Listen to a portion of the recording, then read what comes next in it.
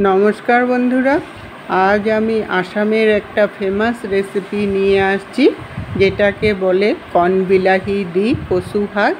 কর্নবিলাহি মানে ছোট টমেটোকে বলে ওরা, কর্ন মানে ছোট, বিলাহি মানে টমেটো।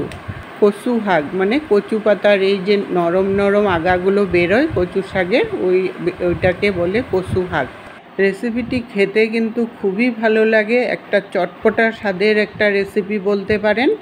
আপনারা যদি কখনো এরকম কচু শাকের আগাগুলো পান, তাহলে রেসিপিটা এমনি টমেটো দিয়েও ট্রাই করতে পারেন, খেতে কিন্তু ভালোই লাগবে। আসুন তাহলে দেখে নিই আমি রেসিপিটা কিভাবে বানিয়েছি।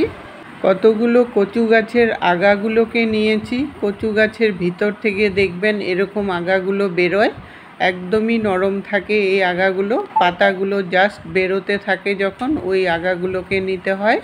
আর এই আগাগুলো কিন্তু একদমই গলা চুলকোয় না বা কোনো কুটকুটো করে না, কিছু করে না। কচু পাতাগুলোকে আর টমেটোগুলোকে সব ধুয়ে নিয়েছি। আর এই টমেটোগুলো কিন্তু এই সাধারণ টমেটোর থেকে অনেকটাই টক থাকে, যার জন্যই রেসিপিটা খেতে কিন্তু খুবই ভালো লাগে। পাকলে পরে টমেটোগুলো একদমই নরম হয়ে যায়, যার জন্য কড়াইতে দেওয়ার সাথে সাথেই গলে যায়। টমেটোগুলোর বোটাগুলো ছাড়িয়ে নিয়ে তারপর একটু থেতো করে নেব, জাস্ট একটু ফাটিয়ে নিলেই হয়ে যাবে। এই টমেটোর সাথে রসুন আর লঙ্কাটাকেও কিন্তু ওরা থেতো করে নেয়, আমি কিন্তু আলাদাভাবেই নেব, খালি টমেটোটাকেই থেতো করে নিলাম। আর এই কচু পাতাগুলোকে এখন একটু বড় বড় করে কেটে নেব, একদম কুচি করে না কাটলেও হবে, একটু বড় বড় করে কেটে নেব। যেহেতু ডাঁটাগুলো খুবই নরম, একটু বড় বড় করে কাটলেও কিন্তু সুন্দর করে মিশে যাবে। এইভাবে করে পুরোটা কচু পাতাই আমি বড় বড় করে কুচি করে নিলাম। এখন রান্নাটাকে শুরু করব। কড়াই বসিয়ে 3 চামচ সরষের তেল দিয়ে দিলাম। রেসিপিটা কিন্তু সরষের তেলেই বানাবেন, তাহলেই খেতে খুব ভালো লাগবে। তেলটা গরম হয়ে যাওয়ার পর 2টো শুকনো লঙ্কা ফোড়নে দিয়ে দিলাম। লঙ্কাটাকে একটু ভাজা করে নিতে হবে, যতক্ষণ না লঙ্কার ভাজা গন্ধ চলে আসে। লঙ্কাটা ভাজা হয়ে যাওয়ার পর 1/2 টিস্পুন জিরা ফোড়নে দিয়ে দিলাম। জিরাটাকেও একটু ভাজা করে নিলাম। তারপর 4-5 কোয়া রসুনকে থেতো করে নিয়েছি, আর 4টা মতো কাঁচা লঙ্কা নিয়েছি।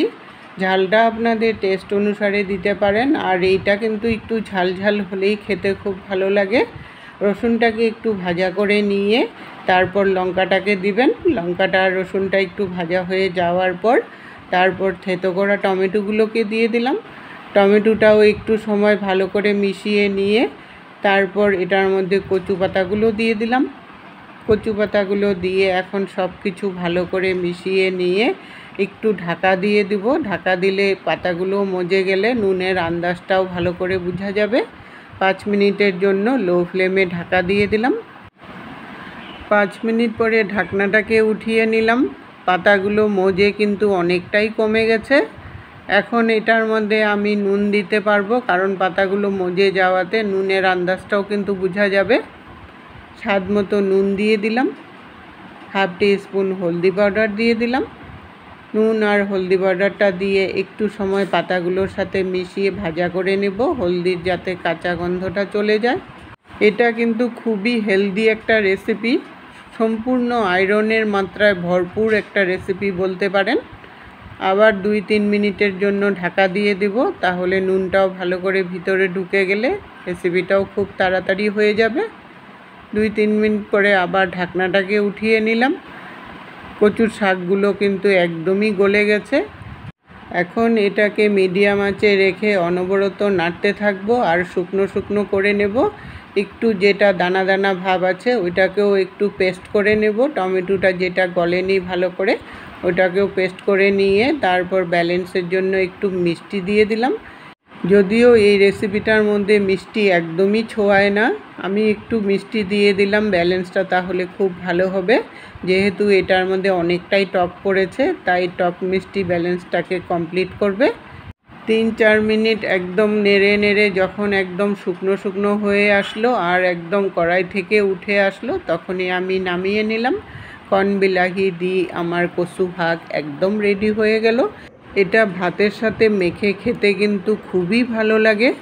রেসিপিটা আপনাদের কেমন লাগলো বন্ধুরা কমেন্ট করে জানাবেন। যদি ভালো লেগে থাকে লাইক দিয়ে সবার সাথে শেয়ার করে দিবেন। এতক্ষণ সঙ্গে থাকার জন্য আপনাদেরকে অসংখ্য ধন্যবাদ বন্ধুরা। আবার দেখা হবে নতুন আরেক রেসিপির সাথে। সুস্থ থাকবেন, ভালো থাকবেন।